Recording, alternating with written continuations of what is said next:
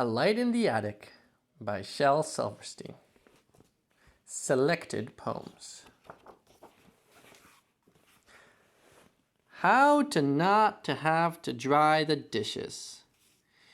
If you have to wash the dishes, such an awful, boring chore. If you have to wash the dishes instead of going to the store.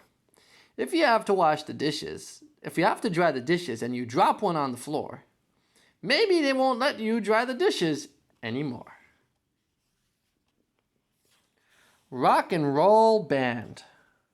If we were a rock and roll band, we'd travel all over the land. We'd play and we'd sing and wear spangly things. If we were a rock and roll band. If we were a rock and roll band, and we were up there on the stand, the people would hear us and love us and cheer us. Hooray for that rock and roll band. If we were a rock and roll band, then we'd have 1,000,000 fans. We'd giggle and laugh and sign autographs if we were a rock and roll band. If we were a rock and roll band, the people would all kiss our hands. We'd be millionaires and have extra long hair if we were a rock and roll band. But we ain't no rock and roll band. We're just 7 kids in the sand, with homemade guitars and pails and jars and drums of potato chip cans. Just 7 kids in the sand, talking and waving our hands, and dreaming and thinking, oh, wouldn't it be grand if we were a rock and roll band. Something missing. I remembered to put on my socks. I remembered I put on my shoes. I remember I put on my tie that was painted in beautiful purples and blues. I remember I put on my coat to look perfectly grand at the dance. Yet I feel that there's something I may have forgot. What is it? What is it? My pants. Memorize and Mo. Mo memorized the dictionary, but just couldn't seem to find a job or anyone who wants to marry someone who memorized the dictionary. Fancy dive. The fanciest dive that ever was dove was done by Melissa of Coconut Grove. She bounced on the board and flew into the air with a twist of her head and a twirl of her hair. She did 34 jackknives, backflipped and spun, quadruple gainored, and reached for the sun, and then somersaulted 9 times and a quarter, and looked down and saw that the pool had no water.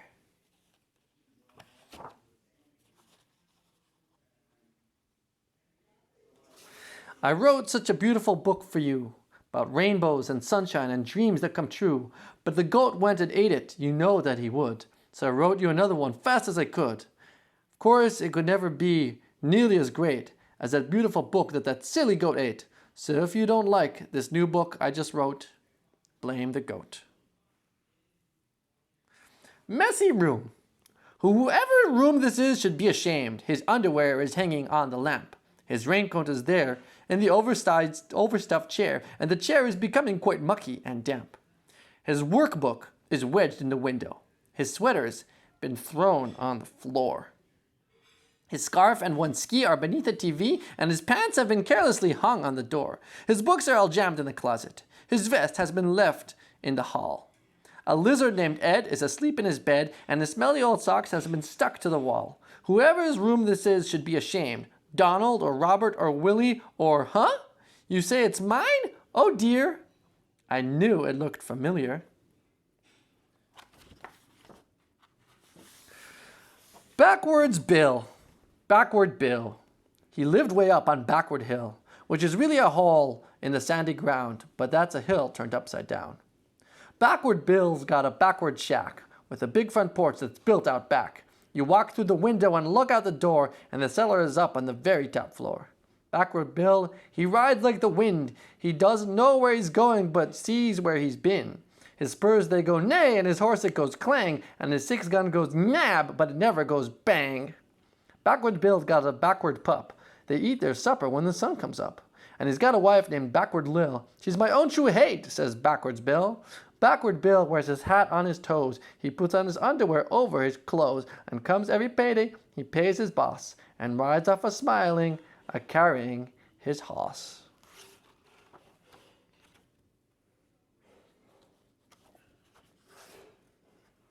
Squeegee touch. Everything King Midas touched turned to gold, the lucky fellow. Every single thing I touch turns to raspberry jello. Today I touched the kitchen wall. Squish! I went and punched my brother Paul. Splish! I tried to fix my bike last week. Sploosh! And kissed my mother on the cheek. Gloosh! I got into my overshoes. Sklosh! I tried to read the evening news. Smush! I sat down in the easy chair. Splush! I tried to comb my wavy hair. Slush! I took a dive into the sea. Glush! Would you like to shake hands with me? Sklush! Homework machine!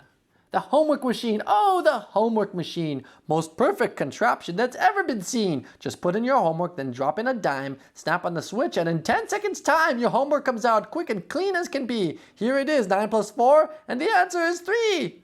3? Oh me. I guess it's not as perfect as I thought it would be. She wanted to play the piano, but her hands couldn't reach the keys. When her hands could finally reach the keys, her feet couldn't reach the floor. And when her hands could finally reach the keys and her feet could reach the floor, she didn't want to play that old piano anymore. A genuine anteater, the pet man told my dad. Turns out it was an aunt-eater, and now my uncle's mad.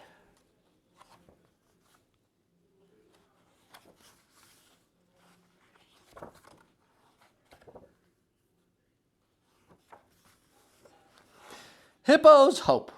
There once was a hippo who wanted to fly. Fly, Heidi, try, Heidi, my Heidi ho.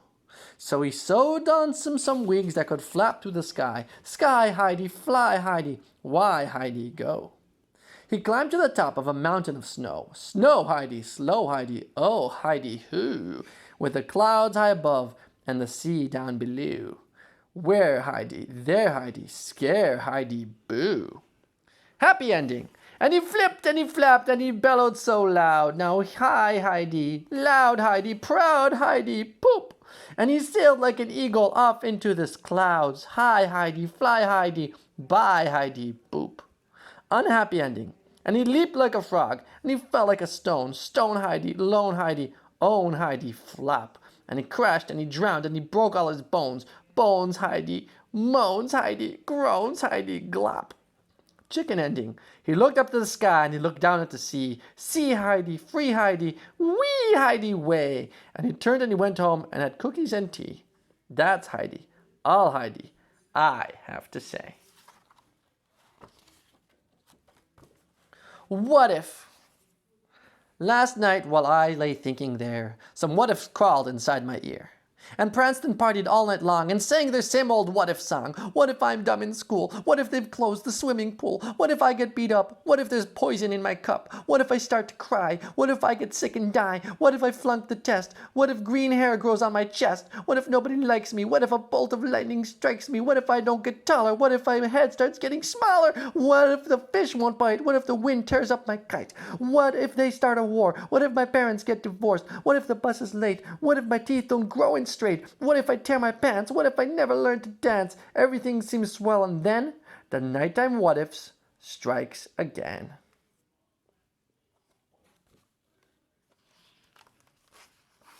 Captain Blackbeard did what? The seers are roaring, the seagulls they screech, the boatswain he rants and he raves, and the whole scurvy crew says it's true, yes it's true, old Captain Blackbeard shaved. We had buried some treasure and bodies as well, and we're just sailing back from the cave, when he calls for boiled water and stomps down below, and gore, but he comes up shaved. There's a chickenish stubble and fishbilly skin on that face once so blazing and brave, and his old faithful parrot can hardly bear it since old Captain Blackbeard shaved. When he shouts, board and sinker, it sounds like a clinker, and gets a lots of laughs from the slaves, and his loud body songs seem a little bit wrong since old Captain Blackbeard shaved. Now no one is fearing his look or his lash, or his threats of a watery grave, and things ain't the same in the pirating game since old Captain Blackbeard shaved.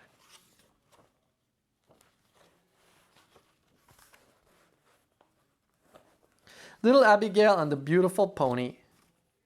There was a little girl named Abigail who was taking a drive through the country with her parents when she spied a beautiful sad-eyed gray and white pony, and the next day was a sign that said for sale, cheap. Oh, said Abigail, my, I have have that pony? May I please? And her parents said, no, you may not. And Abigail said, but I must have that pony. And her parents said, well, you can't have that pony, but you can have a nice peanut butter pecan ice cream cone when we get home. And Abigail said, I don't want a peanut butter pecan ice cream cone. I want that pony. I must have that pony. And her parents said, be quiet and stop nagging. You're not getting that pony. And Abigail began to cry and said, if I don't get that pony, I'll die. And her parents said, you won't die. No child ever died yet from not getting a pony. And Abigail felt so sad that when they got home, she went to bed and she couldn't eat and she couldn't sleep and her heart was broken and she did die, all because of a pony that her parents wouldn't buy. This is a good story to read to your folks when they won't buy you something you want. Oh, what fools we were. Oh, if she were only alive, I would buy her 100 ponies. The pony that they wouldn't buy me. Too late. Popsicle. Pomsicle. If you add sickle to your pop, would he become a popsicle? Would a mop become a mopsicle? Would a cop become a copsicle? Would a chop become a chopsicle? Would a drop become a dropsicle? Would a hop become a hopsicle? I guess it is time to stopsicle, or is it timesicle to stopsicle? Haysicle, I can't stopsicle. O-sicle, my-sicle, will-sicle, I-sicle, have-sicle, do-sicle, talk-sicle, like-sicle, this-sicle, forever-sicle? Huh? Sicle?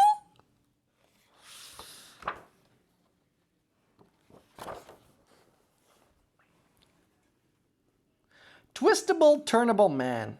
He's the twistable, turnable, squeezable, pullable, stretchable, foldable man. He can crawl in your pocket or fit in your locket or screw himself into a 20-volt socket or stretch himself up to the steeple of taller or squeeze himself into a thimble or smaller. Yes, he can. Of course he can. He's the twistable, turnable, squeezable, pullable, stretchable, shrinkable man. And he lives a passable life with a squeezable, lovable, kissable, huggable, pullable, tuggable wife. And they have 2 twistable kids who bend up the way that they did.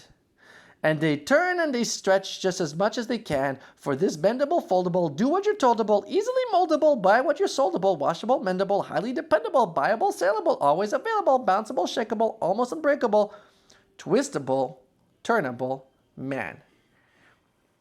Batty. The baby bat screamed out in fright, turn on the dark, I'm afraid of the light.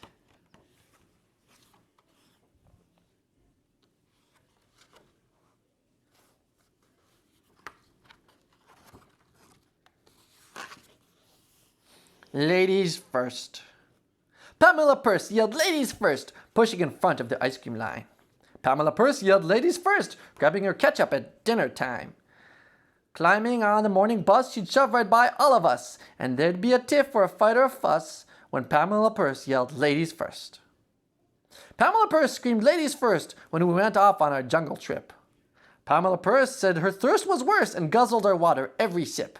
And when we got grabbed by that wild savage band who tied us together and made us all stand in a long line in front of the king of the land, a cannibal known as Fry 'em Up Dan, who sat on his throne in a bib so grand with a lick on his lips and a fork in his hand. And he tried to decide who'd be first in the pan from back of the line. In that shrill voice of hers, Pamela Purse yelled, ladies first! Clarence. Clarence Lee from Tennessee loved the commercials he saw on TV. He watched with wide, believing eyes and bought everything they advertised. Cream to make his skin feel better, spray to make his hair look wetter, bleach to make his white things whiter, stylish jeans that fit much tighter, toothpaste for his cavities, powder for his doggy's fleas, purple mouthwash for his breath, deodorant to stop his sweat. He bought each cereal they presented, bought each game that they invented. Then one day he looked and saw a brand new maw, a better paw, new improved in every way. Hurry, order yours today. So of course a little Clarence set off for 2 brand new parents. The new ones came in the morning mail, the old ones he sold at a garage sale, and now they are all doing fine. His new folks treat him sweet and kind, his old ones work in an old coal mine. So if your ma and pa are mean, and make you eat your lima beans, and make you wash and make you wait, and never let you stay up late, and scream and scold and preach and pout, that simply means they're wearing out. So send off for 2 brand new parents, and you'll be as happy as little Clarence. Kidnapped. This morning I got kidnapped by 3 masked men. They stopped me on the sidewalk and offered me some candy. And when I wouldn't take it, they grabbed me by the collar and pinned me arms behind me and shoved me in the backseat of this big black limousine and tied my hands behind my back with sharp and rusty wire. Then they put a blindfold on me so I couldn't see what they looked like where they took me and plugged up my ears with cotton so I couldn't hear their voices and drove for 20 miles or at least for 20 minutes and then dragged me from the car and down to some cold and moldy basement when they stuck me in a corner and went off to get the ransom, leaving one of them to guard me with a shotgun pointed at me, tied up sitting on a stool, and that's why I'm late for school.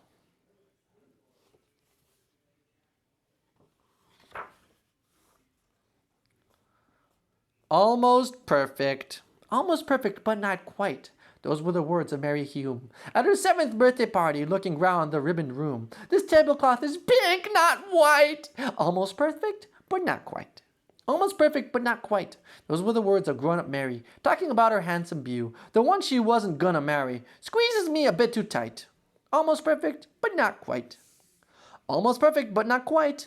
Those were the words of old Miss Hume, teaching in the 7th grade.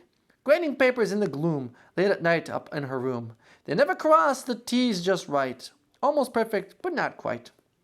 98 the day she died, complaining about the spotless floor. People shook their heads and sighed, guess she'll like heaven more. Up went her soul on feathered wings, out of the door, up out of sight. Another verse from heaven came. Almost perfect, but not quite.